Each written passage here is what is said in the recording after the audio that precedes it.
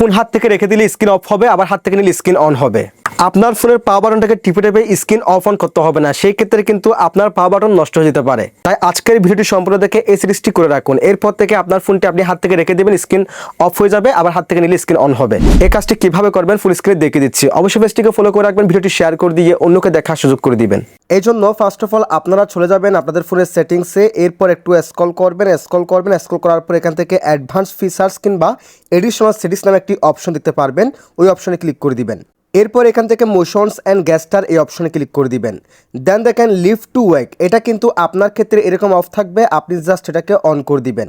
আর যাদের এখানে leave to ওয়েক অপশনটা থাকবে না, তারা যে কাজটি করবেন এখান থেকে এই অপশন আপনারা চলে আসবেন। দেন এখান থেকে সার্চ বার যাবেন এবং সার্চ বারে গিয়ে সার্চ করবেন রাইজ টু ওয়েক লিখে। রাইজ টু ওয়ার্ক লিখে সার্চ করে দেওয়ার পর যারা স্যামসাং ফোন ছাড়া অন্যান্য ফোন ব্যবহার করেন তারা এখানে কিন্তু লিভ টু ওয়েক অপশনটা পেয়ে যাবেন। দেন সেখান থেকে অপশনটাকে আপনারা অন করে দিবেন। আর যারা স্যামসাং ফোন ব্যবহার করেন তারা আমার মতো করলে হবে। এরপর থেকে আপনার ফোনটা আপনি কোনো জায়গায় রাখলে স্ক্রিনটা অফ হবে, আবার নিয়ে ফেললে স্ক্রিনটা অন হবে। That's it.